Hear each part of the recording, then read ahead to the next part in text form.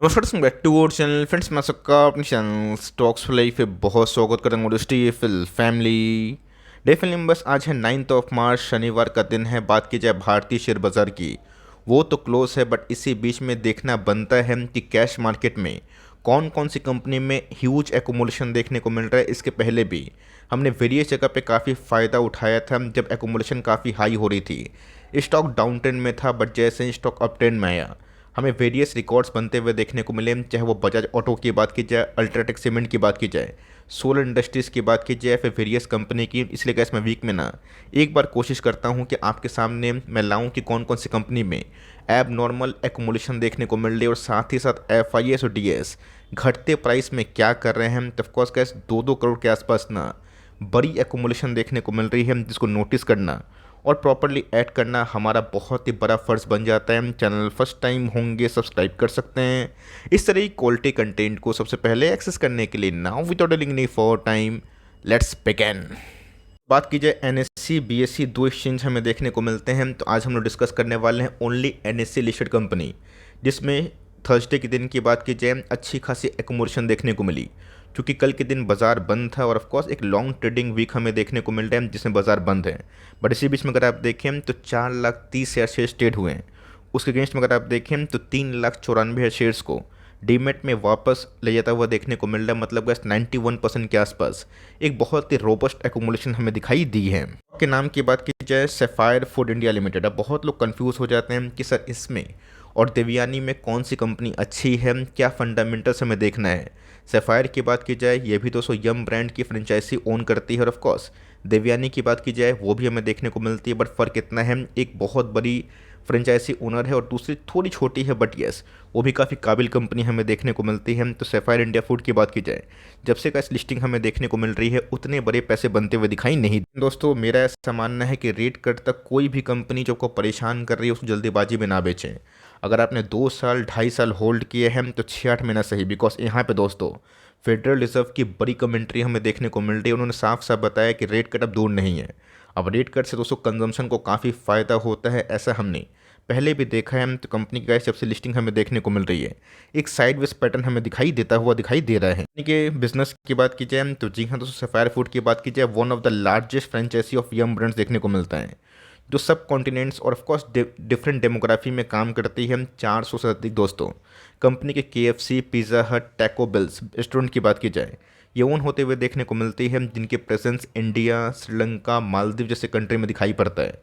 अब बहुत लोग कंफ्यूज हो जाएंगे कि देवयानी इनके पीयर्स है। जी हाँ दोस्तों, बट येस वो विभाजित है अलग अलग डेमोग्राफी में। दोस्तों अलग अलग जो ब्रांड्स है ना, ब्रांड तो एक ही रहता है, बट फ्रेंचाइजी जो ओनर है वो थोड़े अलग अलग देखने को मिलते हैं। तो मोटा मोटी कैसे देखा गया ना, सैफायर इंडिया एकदम देवयानी की तरह बिजनेस मॉडल दिखाई पड़ता है। सो एक बहुत बड़ा फर्क हमें देखने को मिलता है। रही बात मार्केट कैप की, एक छोटी कंपनी है, मतलब बिलो 10,000 करोड़ के आसपास।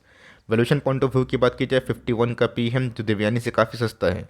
आरओई की बात की जाए 20% के आसपास हमें देखने को मिलते हैं। लेकिन यस देवयानी में क्या सबको अच्छे से पता है कि वीबीएल का प्रमोटर है।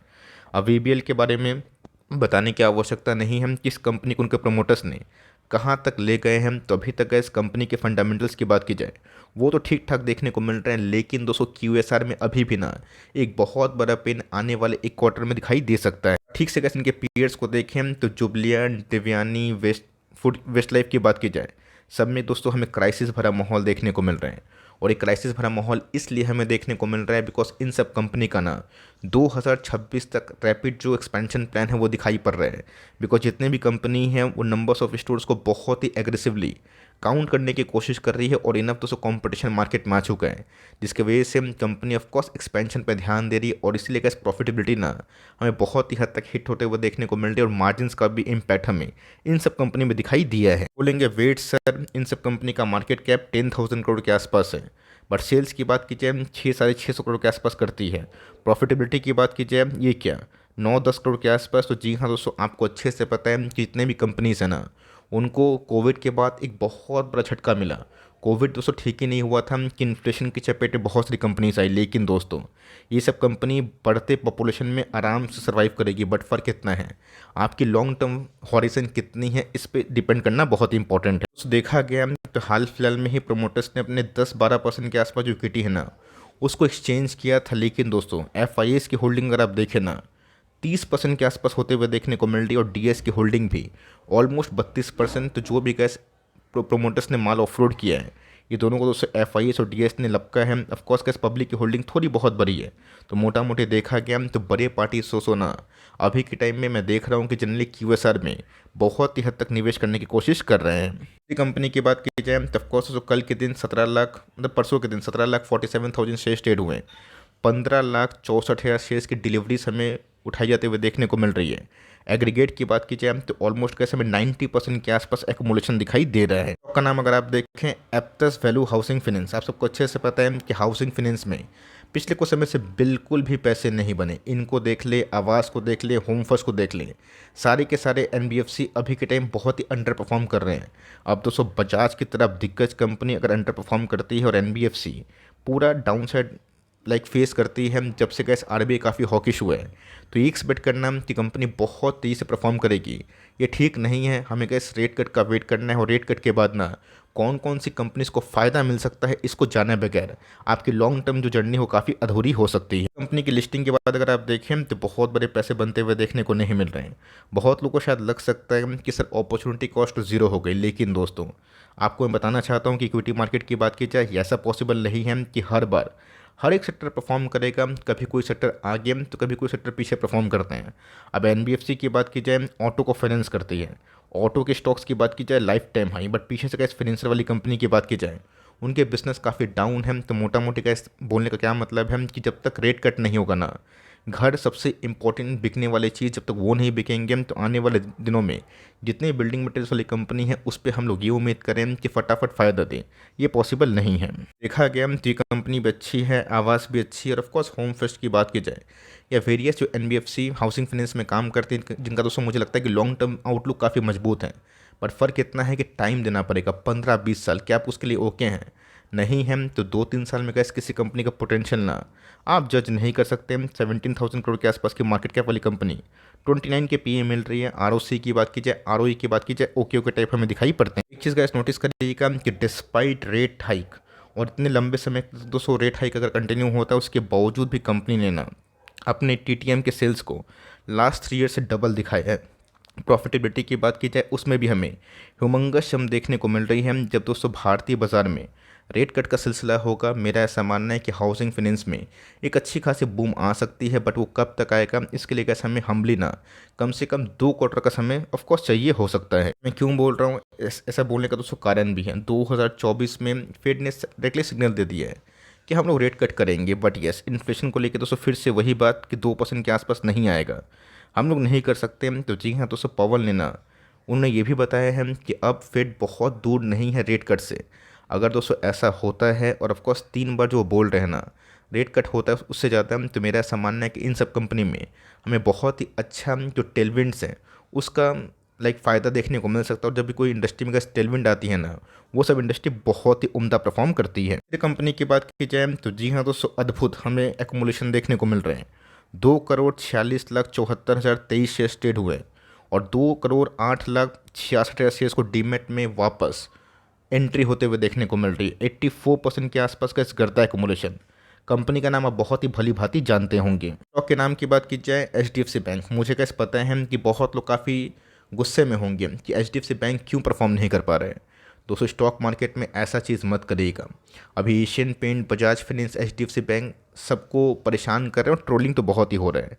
एक समय दोस्तों ट्रोलिंग किसका होता था? टाटा मोटर्स का, आईटीसी का, और वेरियस कंपनी का। आज गैस कहाँ पे? पीएसयू को दोस्तों बहुत लोग ट्रोल करते थे, आज पीएसयूज कहाँ पे हैं? तो आपको दोस्तों कम से कम ना एक साइकिल का इंतज़ार करना पड़ेगा। ऐसा नहीं है कि पास्ट परफॉर्मेंस गारंटी देते हैं कि फ्यूचर परफॉर्मेंस वैसे ही होंगे, लेकिन यस पास्ट परफॉर्मेंस से कैसे हमें कंपनी का गुडविल ना और ये समझ में आना इंपॉर्टेंट है कि क्राइसिस भरे माहौल में इन्होंने इन्वेस्टर्स को कैसे संभाला है। यहाँ दोस्तों 2020 के बाद उतने पैसे ज़रूर नहीं बने, और 5 ईयर्स के प्रोफाइल की बात की जाए, कंपनी हमें मात्र 28% के आसपास पैसे बनाते हुए देखने को मिल रहे हैं, जो इंडेक्स से भी काफ़ी कमज़ोर रिटर्न्स हैं। दोस्तों लॉन्ग टर्म पोर्टफोलियो के स्टॉक्स की, इसमें से गैस अभी मुझे कंपनी बहुत ही अच्छी लगती है।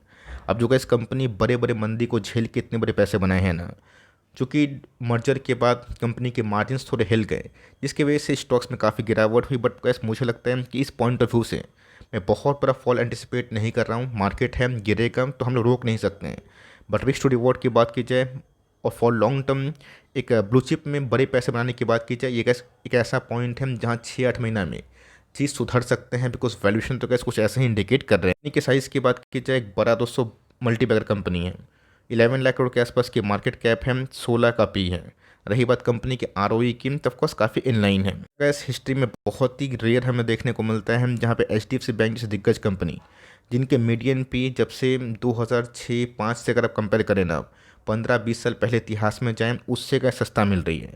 और ऑफकोर्स गैस ग्रोथ की बात की जाए, अभी भी गैस मुझे ग्रोथ ना ठीक ठाक कंसिस्टेंट देखने को मिलता है। वैसा नहीं है कि 2006-08 के बाद जो ग्रोथ इन्होंने 2016 तक किया है बहुत ही एस्टोनिशिंग था और वो कंटिन्यू होगा। लेकिन यस, आपको समझ में आना पड़ेगा कंपनी के साइज़ में भी ना गजब की वृद्धि हमें देखने को मिल रही है। तो ये सब गैस पॉइंट जो वैल्यूएशंस को इंडिकेट करते हैं कितने निचले लेवल पे आ चुके हैं, जहाँ पे गैस रिस्क टू रिवॉर्ड बहुत ही हद तक अच्छा होता है। तो बुक की बात की जाए तो ये भी गैस बहुत ही कम होते हुए देखने को मिल रहे हैं। Average median price to book की बात की जाए, वो हमें 4.5 के आसपास देखने को मिलते थे, जो गैस अभी ना 3-3.25 के आसपास हमें देखने को मिल रहे हैं। ऑफकोर्स गैस कंपनी ऑफकोर्स एक वैल्यू इन्वेस्टिंग का अच्छा खासा मौका दे रही है। आपको लगता है कि कंपनी कछुआ है, नहीं चलेगी, आपका निजी मामला है, बट मेरे हिसाब से गैस लॉस से बेचना सही नहीं है। आपको बेचना ही है तो बेच सकते हैं, बट मेरा ऐसा मानना है कि अगर आपके पास पेशेंस और है तो 1-2 साल का टाइम देने के अलावा हमारे पास कोई ऑप्शन नहीं है, बिकॉज कंपनी फंडामेंटली बहुत ही अच्छी है। कंपनी की बात की जाए, इसमें भी गैस जोरदार एक्मुलेशन हमें देखने को मिल रही है। परसों के दिन की बात की जाए, 2,13,000 शेयर्स के अतिरिक्त अगर आप देखें तो 1,60,000 शेयर्स ऑलमोस्ट 75% के आसपास एक्मुलेशन हमें दिखाई पड़ी है। की बात की जाए तो ये भी गैस वीबीएल टाइप का स्टॉक है और प्योरली बहुत ही अच्छा फंडामेंटल पिक है। इन सब कंपनी को गिरावट में क्राइसिस में अगर आप खरीदते हैं तो लॉन्ग टर्म में कंपाउंडिंग का ज़बरदस्त फायदा होता है। स्टॉक का नाम अगर आप देखें ट्यूब इन्वेस्टमेंट। इस रिटर्न्स की बात की जाए, एस्टोनिशिंग दोस्तों, माय गुडनेस, 700% के आसपास पैसे बना के दिए और इस कंपनी ने गैस कंटिन्यूसली बेसिस पे अपने शेयर होल्डर्स को रिवॉर्ड दिया है और इस ट्रेंड लाइन को दोस्तों बहुत ही हद तक रेस्पेक्ट कर रही है और गैस अभी भी यही ट्रेंड लाइन को फॉलो करके कंपनी अभी भी अच्छे पैसे बना रही है। लाइन दोस्तों टूटता है तो स्टॉक थोड़ा बहुत गिर सकता है, बट मेरा ऐसा मानना है कि इस क्वार्टर के नंबर्स अगर ठीक ठाक आते हैं तो कंपनी और भी अच्छा चल सकती है। कंपनी लॉन्ग टर्म में गैस अच्छा खासा मल्टीबैगर साबित हुई है और ऑफकोर्स एसआईपी किए हुए हैं। एसआईपी कंटिन्यू कर सकते हैं और लेके बैठे हैं तो ज़रूर कंटिन्यू करें।